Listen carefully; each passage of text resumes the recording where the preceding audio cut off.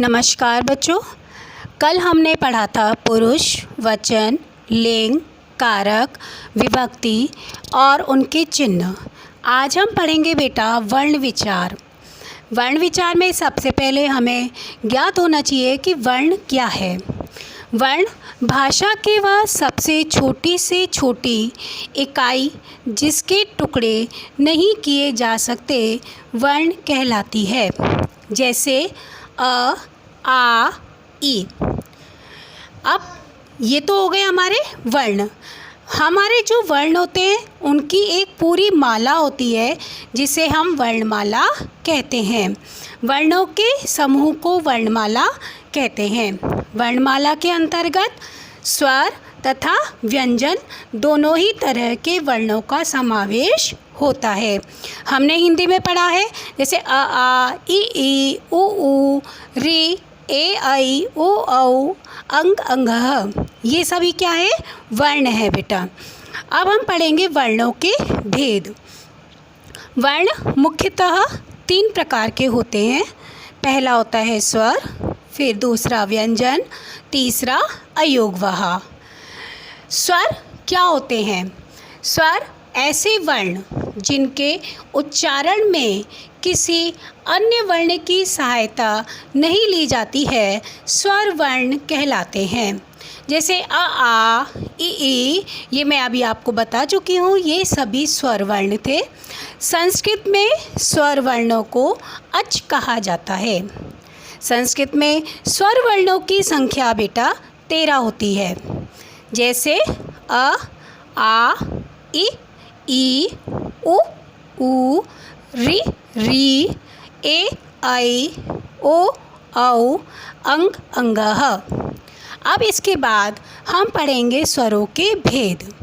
स्वरों के भेद उच्चारण की दृष्टि से स्वर के 2 भेद होते हैं। पहला होता है मूल स्वर। ये मूलतः 5 हैं।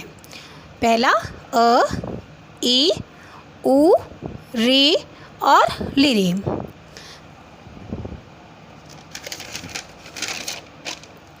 इसके बाद है दूसरा संयुक्त स्वर। 2 स्वरों के मिलने पर जिन स्वरों का निर्माण होता है उन्हें संयुक्त स्वर कहते हैं। ये बेटा 8 होते हैं। जैसे अ और अ मिलके बन गया आ, ई और ई मिलके बना ई, उ और उ मिलके बना ऊ, री और री मिलके बना री, अ और ई मिलके बन गया ए, आ और ऊ मिलके बना ओ, आ बड़ी ई मिलके बना आई, आ और बड़ा ऊ मिलके बन गया औ। इस तरह से हमने स्वर के 2 भेद कर दिए थे उच्चारण के आधार पर।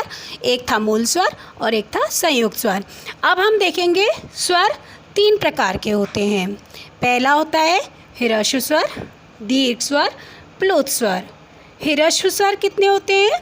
इनको बोलने में बेटा 1 मात्रा का समय लगता है और ये होते हैं 5। जैसे अ, ई, उ, री, लिरी। फिर है आपका दूसरे नंबर पे दीर्घ स्वर। इनको बोलने में बेटा 2 मात्राओं का समय लगता है।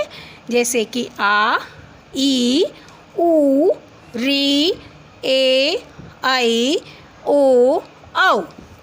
फिर है हमारा प्लुत स्वर। प्लुत स्वर को बोलने में बेटा हमें 3 मात्रा का समय लगता है। जैसे कि हे राम, ओम।